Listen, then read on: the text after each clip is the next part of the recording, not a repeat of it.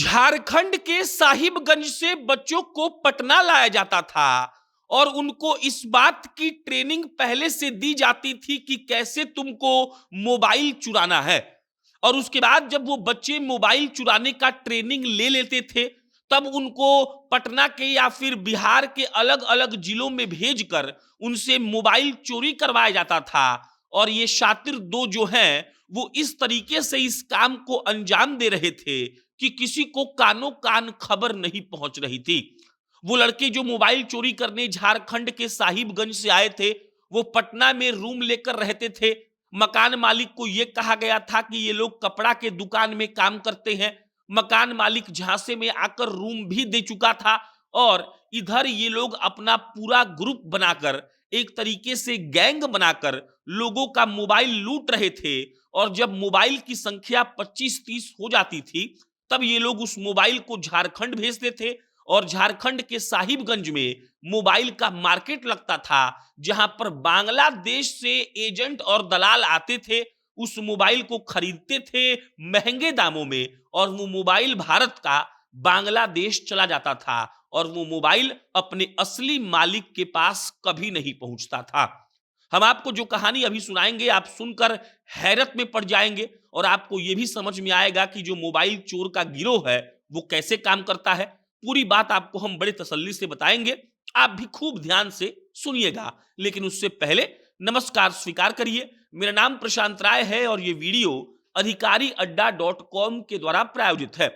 अधिकारी अड्डा एक ऐसा ऐप है जो मात्र 499 में आपको बीपीएससी टीआरई 4.0 की तैयारी करवाता है। महज 499 रुपए में ये लोग आपको देते हैं 600 घंटे से ज्यादा का लाइव और रिकॉर्डेड क्लास। इसके अलावा आपको 2000 फुल लेंथ मॉक टेस्ट मिलता है।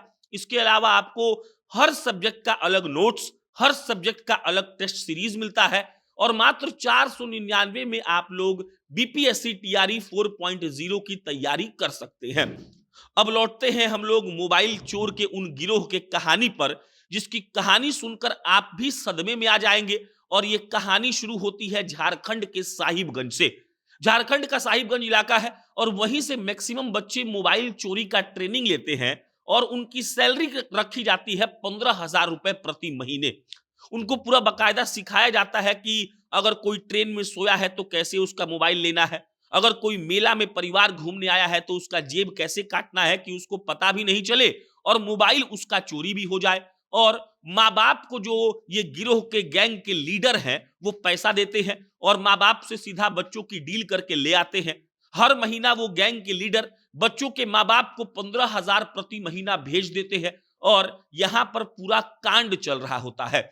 इसकी खास बात यह है कि जो बच्चे को रखा जाता है वो बच्चा नाबालिग होता है, यानी 18 साल से कम उम्र के बच्चों को वो लोग हायर करते हैं, ताकि अगर वो पकड़े भी जाएं तो बाल सुधार गृह से सीधा उनको छुड़वा लिया जाए। और इस काम में कोई टेंशन इसलिए भी नहीं है क्योंकि छोटे बच्चों को देखकर लोग ये सोच नहीं पाएंगे कि ये इतना बड़ा कारनामा करने के लिए मेला में, ट्रेन में, भीड़ भाड़ वाली जगह पर आया है। और 2 जनवरी को पटना पुलिस ने 2 लड़कों को पकड़ा था। उसके बाद उनसे पूछताछ जब कड़ाई से की गई तो उन्होंने बताया अपने लीडर का नाम और उसके बाद उनके लीडर को पटना के 0 माइल के एक किराए के रूम से गिरफ्तार किया गया। 7 बच्चे टोटल पकड़ाए हैं, जिसमें से 5 बच्चे जो चोरी करते थे वो नाबालिग हैं। हमने आपको बताया कि उनका ये तरीका है चोरी करवाने का। नाबालिग बच्चों को तो पुलिस ने बाल सुधार गृह में भेज दिया है। जो 2 बालिग थे, जो गैंग के लीडर थे, उनसे पूरी कहानी पुलिस ने उगलवाई है और उन्होंने पूरा अच्छे से बताया है कि कैसे भारत का फोन पहले पटना से या फिर बिहार के अन्य जिलों से चोरी किया जाता है। उसके बाद जब फोन 25, 30, 40 हो जाता है तब उस फोन को वो लोग झारखंड के साहिबगंज इलाके में भेज देते हैं। वहां पर वीकली मार्केट लगता है चोरी के मोबाइल का और चोरी के मोबाइल का वीकली मार्केट में आते हैं दलाल बांग्लादेश से सीधा। वहां से बांग्लादेश की दूरी 500-550 किलोमीटर है और वहां से वो लोग आकर वो मोबाइल खरीदते हैं, महंगे दामों में खरीदते हैं और बांग्लादेश के दलाल उस मोबाइल को लेकर बांग्लादेश जाते हैं, जहां उससे गलत इस्तेमाल किया जाता है। एक बात और है कि बांग्लादेश में भारत का आईएमईआई नंबर ट्रैक करना थोड़ा मुश्किल है।